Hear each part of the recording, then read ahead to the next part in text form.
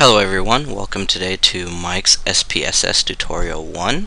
This is a little different from the usual SAS tutorials I present to you, but I have a colleague who's requested an SPSS tutorial, so I'm doing this for her and for you all.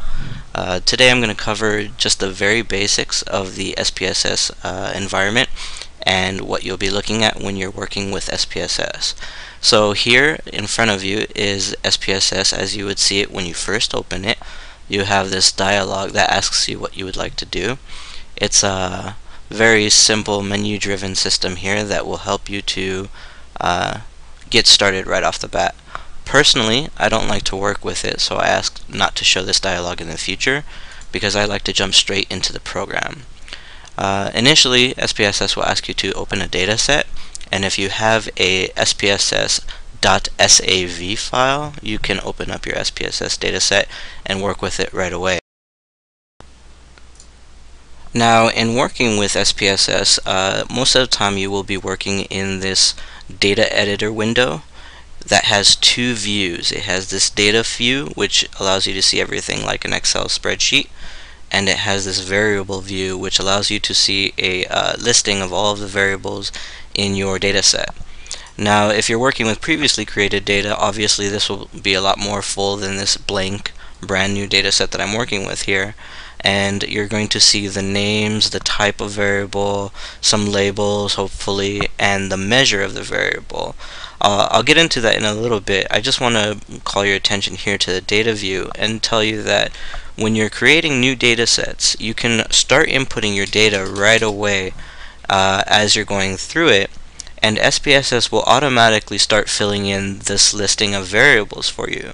However, bear in mind that here for the variable name, it's going to give it a very generic var 00001 name and automatically try to figure out what type of variable it is. Here it's classified it as a numeric variable. If I go into my data view, for example, and start typing in some names, let's say Amanda, Mike, Maria, Nate, and Eric. Then in the variable view, now you'll see that its type has turned into a string variable and its measure has become a nominal variable type. So what essentially was an ID variable and a name variable were automatically created by SPSS.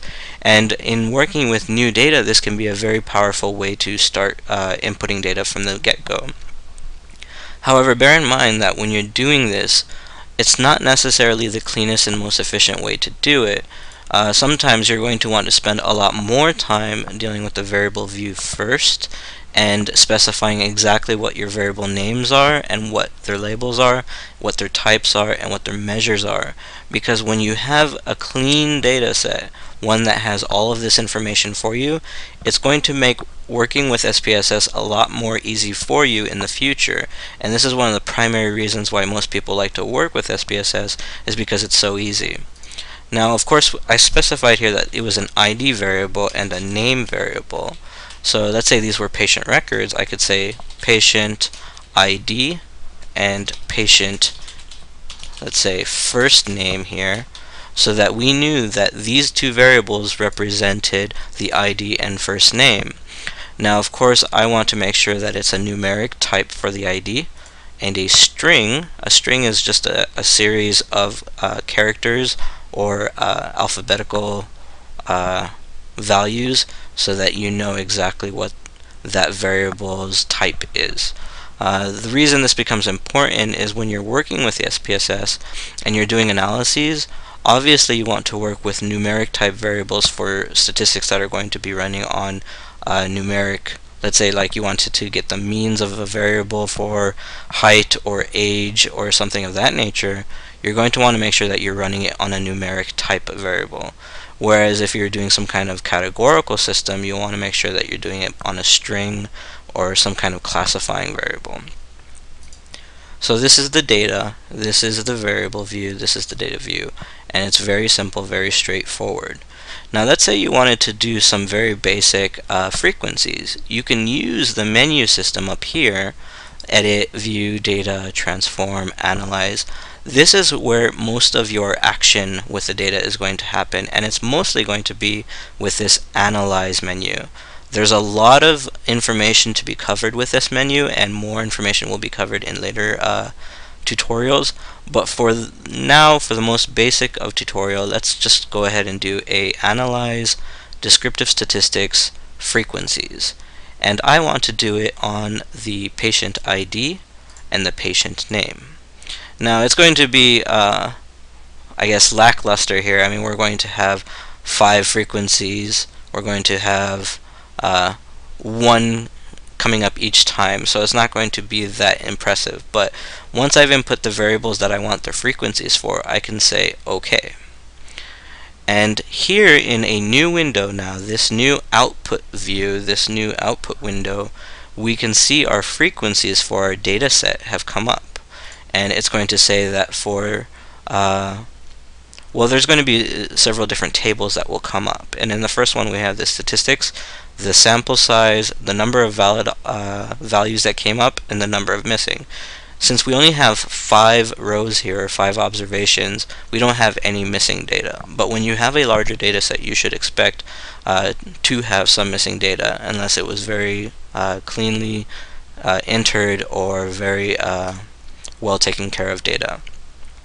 So here's our first frequency table for our patient ID, and you can see here that patient ID wasn't the name of the variable, which was ID, it was the label. And that's why it's important sometimes to make sure every variable has a label here, because when you come up with these tables, it's going to be a lot easier to read. So here we have valid number of observations. For the 1 value, we had 1 frequency. For the 2 value, we had 1 frequency, and so forth. Now, of course, for IDs, you'll want to, unless you're dealing with some kind of every ID is. So here we had a total of 5 IDs that were in our data, and the percentages are also listed here in this frequency table. And for the first names here as well. So if you were dealing with some other data set, let's say some kind of I don't know, birth records data, and you wanted to see how many people were named Amanda, you could see that come up, and you would see a lot more than just 1 frequency. So this is the output window, and this is where you're wanting to, it's similar to the SAS output window, where what you run from your main editor will show up in a different window so that you can browse through it really easily. Now if you're dealing with Windows 7 like I am, you can just toss this to the side and toss this to the side, and now you can see them side by side. And that's what I like to do when I'm working with it. One last thing to point out here is that this data view is very simple for inputting data, but the variable view is a lot more is a lot better to work with when you don't necessarily want to start doing your data entry, but you want to plan out what your study is going to be like. So let's say this, of course, is dealing with patients. Let's say this was a birth certificate data set. I want to have some kind of ID, some name, maybe have L name for a patient's last name, and specify that the type is going to be a string. I can specify the label patient's last name, and I want to also include mother age. Oh, excuse me. You have to also make sure when you're dealing with the variable name itself that you don't include any kind of space. It's considered an illegal character or a legal variable name. So oftentimes when you want to include a space, it's better to use a underscore. So let's say mother underscore age, and again specify now that this is going to be a numeric variable, mother's age. And let's say for the decimal places, we're going to put 0. Now, it's important when you're dealing with large data sets, I mean on the order of millions of patients, or millions of observations, records, whatever, that you have to specify the width and the number of decimals.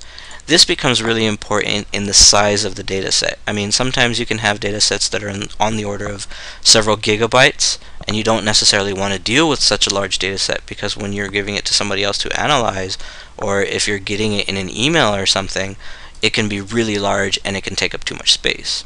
Now the width here is the number of spaces it's going to take up, and so I don't think you can have anybody who is 9 digits of age old. So let's say 3. I mean, you might have somebody who is in the hundreds of years old, maybe they're not necessarily going to be having children at that age, but you're going to have the mother's age there, and it can, if this was a dynamic data set, it could possibly get to the hundreds of years old. So the one last thing I want to point out here is the measure type, and you want to make sure that you're using the right kind. There are only three. There's scale, ordinal, and nominal. And the reason I want to say that you want to make sure that this is the right type is because when you're dealing with an analysis, it can be very it can save you time and errors down the road if you're using a scale, ordinal, or nominal measure type, because the way these